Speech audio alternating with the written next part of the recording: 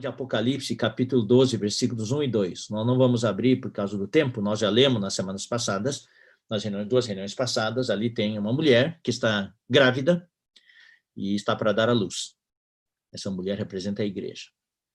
E está gritando em tormento, com grandes dores, para dar à luz. Então, o mundo hoje está em tormento, está em dor de parto, está em trabalho de parto, para gerar o filho varão. E vocês sabem que o parto se caracteriza pelas dores, pelas contrações. E quando o filho está para nascer, quanto mais se aproxima o nascimento do filho, da criança, mais frequentes são as dores, são as contrações. Então, vocês sabem e vocês estão cientes disso, que as contrações das dores no mundo estão cada vez mais frequentes. O intervalo entre as dores, entre as contrações, está diminuindo. Os eventos estão acontecendo um atrás do outro. Estão acontecendo cada vez mais frequentemente. Tá? Então, o Senhor está alertando a gente. O trabalho de parto já começou. Cuidado, a criança vai nascer. Então, essa é a hora que nós falamos, para migrar para o filho varão, para que quando nasça o filho varão, nós estejamos dentro do filho varão e não fiquemos para a grande tribulação. Versículo 9, então sereis atribulados e vos matarão, sereis odiados de todas as nações por causa do meu nome. Nesse tempo, muitos hão de se escandalizar, trair e odiar uns aos outros. Levantar-se-ão muitos falsos profetas e enganarão a muitos. Então, tudo isso aqui são situações que vão acontecer entre os judeus e também entre os cristãos, porque os cristãos que ficarem vão passar por essa grande tribulação. Aí o versículo 12. E por se multiplicar a iniquidade, o amor se esfriará de quase todos. Essa é a frase que é alerta para nós.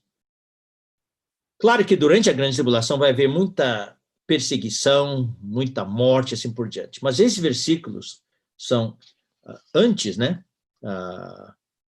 São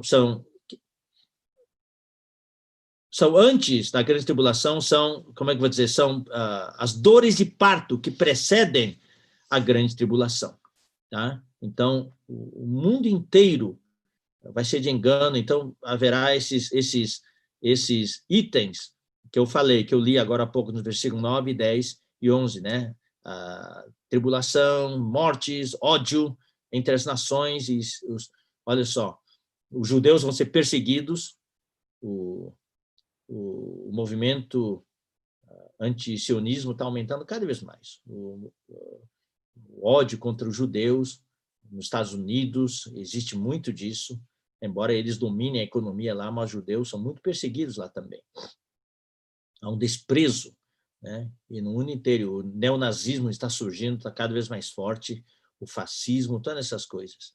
Então vai vendo, quanto mais chegar o tempo do fim, mais ódio entre as pessoas, e claro, o versículo 11 fala, levantar-se-ão muitos falsos profetas e muitos serão enganados. E aí o que mais preocupa a todos nós é o versículo 12, e por se multiplicar a iniquidade, o amor se esfriará de quase todos. Ou outras versões falam, o amor se esfriará de muitos. Então, os sintomas, isso aqui, irmãos, eu chamo de a pandemia da iniquidade. Essa é a verdadeira pandemia hoje. A pandemia do coronavírus é algo físico, mas a pandemia da iniquidade afeta a alma da pessoa, afeta a natureza humana, a mente da pessoa, sua emoção, todas essas coisas, afastam as pessoas de Deus. A iniquidade é a característica do anticristo. Ele é chamado como o iníquo. Nesta conferência, de setembro, nós vamos estudar a 1ª e 2ª Tessalonicenses. E em 2ª Tessalonicenses 2 fala do mistério da iniquidade. Fala do homem da iniquidade. O filho da perdição é o anticristo. A iniquidade é como se fosse uma infecção, a pus que cria num furúnculo. Então, essa iniquidade, o furúnculo já está sendo formado hoje.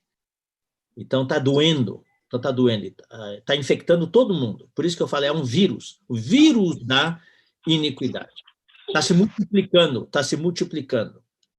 E quando esse furúnculo estourar, quando a pontinha, a cabecinha do furúnculo abrir e estourar, a pus que sai, esse é o anticristo. O anticristo é a consumação desse furúnculo. E o mundo inteiro está sendo infectado hoje. Então, a questão é o seguinte, todo mundo faz hoje o teste, né? O PCR, o teste sorológico, para ver se tem ou não o coronavírus. Existe um teste. É o teste da temperatura do amor. Acho que cada um de nós deve medir um pouquinho, pode fazer o teste, testar-se a si mesmo. O seu amor está se esfriando? Ou você cada vez mais sente menos amor pela palavra, menos amor pelo Senhor, menos amor pela igreja, menos amor pelos familiares, pela sua esposa, por seu marido, por seus filhos? Ou indiferença, ou desinteresse? Ou você sente que não consegue mais tocar o Senhor? Muitos irmãos me contatam, às vezes no Facebook, pedindo aconselhamento. Perguntam, dizem assim, irmão, eu não consigo mais tocar no Senhor. Hoje eu sinto que o Senhor está tão longe de mim. Então, eu não condeno pessoas assim. Esse são sintomas da infecção, da iniquidade.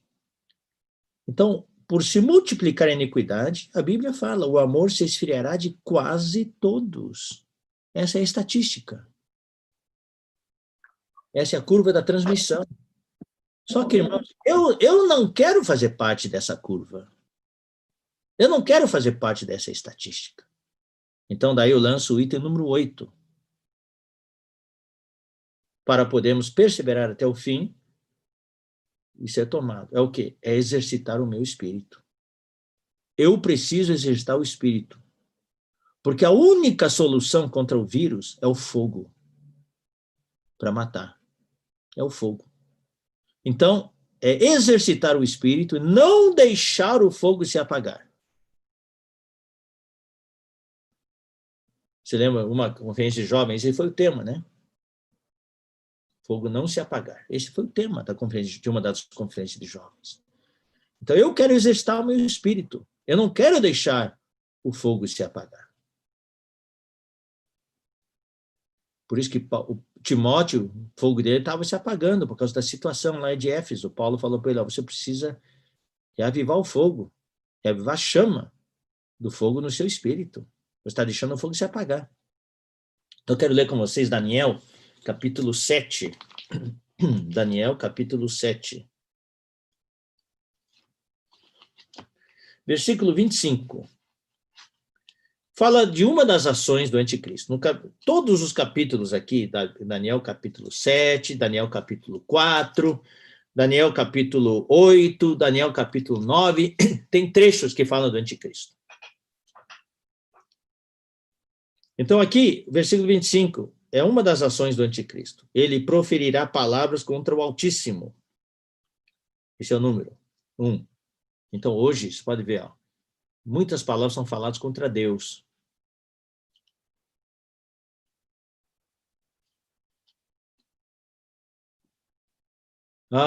Senhor Jesus. Se defende o LGBT, mas os cristãos estão sendo perseguidos. Ninguém defende os cristãos. Os cristãos estão perdendo o direito hoje. Especialmente nos Estados Unidos. Quem se fala diz cristão, a sua empresa é boicotada, as suas escolas não recebem mais credenciamento, e assim por diante. Os cristãos hoje não são mais o centro, a maioria, são a minoria hoje. Os cristãos foram colocados na periferia hoje. Os cristãos querem seguir a palavra. Por isso que tem muito cristão fazendo pactos com o politicamente correto e essas coisas. Daí eles podem continuar. Então, queridos irmãos, proferirá palavras contra o Altíssimo. Número 2, magoará os santos do Altíssimo. Isso eu já expliquei uma vez, eu vou explicar aqui hoje. Magoar aqui significa desgastar. significa consumir. Sabe, sabe como a gente fica sendo bombardeado por certa coisa, no final a gente está desgastado, a gente não aguenta mais.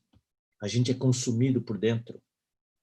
Significa importunar constantemente. Então, o anticristo, é isso que ele vai fazer durante a grande tribulação, é um bombardeio psicológico, uma perseguição psicológica. É pior do que a física. No final, a gente simplesmente desmorona emocionalmente. E ele está fazendo isso hoje. Já está fazendo isso hoje, através da iniquidade. E também, através do isolamento social, isso já está acontecendo. Nós que estamos na liderança, nós estamos orando muito pelos irmãos, nós estamos preocupados que alguns irmãos não aguentam mais ficar no isolamento. Estão desmoronando, estão sendo quebrantados psicologicamente, emocionalmente. Tem gente que eu sei, irmãos e irmãs, que choram o tempo todo agora. Choram o tempo todo. Então, nós temos que orar muito por esses irmãos. E tem irmãos e irmãs mais maduros, mais maduras. Se eu não posso levantar vocês para cuidar desses irmãos, que estão fragilizados emocionalmente. E durante a grande tribulação, é isso que vai acontecer. Uma perseguição psicológica, mental, emocional. Então, vai desgastar, magoar os santos. Por isso, irmãos, daí apaga mesmo o fogo do Espírito.